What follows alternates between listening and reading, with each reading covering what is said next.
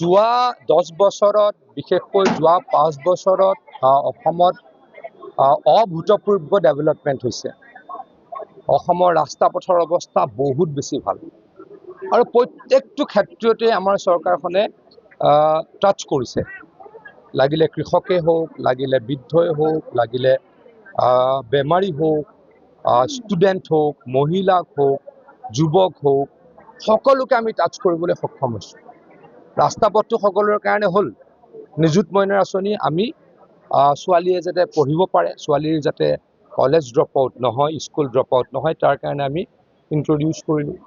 আমি 1000 কিলোমিটাৰ মথাউৰি বনালোঁ আৰু 1200 কিলোমিটাৰ মথাউৰিৰ পকীকৰণ কৰিলোঁ আৰু বহুত প্ৰায় 1000 কিলোমিটাৰতকৈ বেছি হ'ব আমি প্ৰটেকশ্যন কৰিলোঁ, গৰাখহনীয়া প্ৰটেকশ্যন। 16খন মেডিকেল কলেজ বনালোঁ।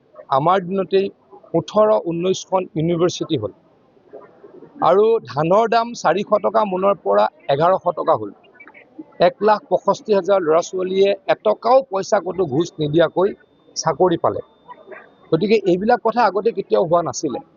40 লাখ মহিলাই অৰুণোদয় পালে, 40 লাখ মহিলাই মহিলা উদ্যমিতা পালে, 1 লাখ যুৱক যুৱতীয়ে CM ট্ৰিপুলে পালে, এইবাৰ আৰু পাব। গতিকে অসমৰ ৰাইজে এই ধাৰাবাহিকতা অক্ষুণ্ণ থকাটো বিচাৰিছে।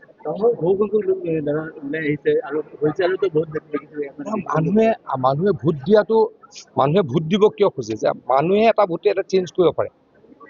আমাৰ বিৰুদ্ধে ভোট দিলেও ভোট দিব লাগে, কাৰণ তেতিয়া সকলো সচেতন হ'ব। সকলোকে ভোট দিবলৈ আহিবলৈ অনুৰোধ কৰিছোঁ। মুখ্যমন্ত্ৰী ডাঙৰীয়াই কৈ আছে 100ৰ ওচৰে পাজৰে।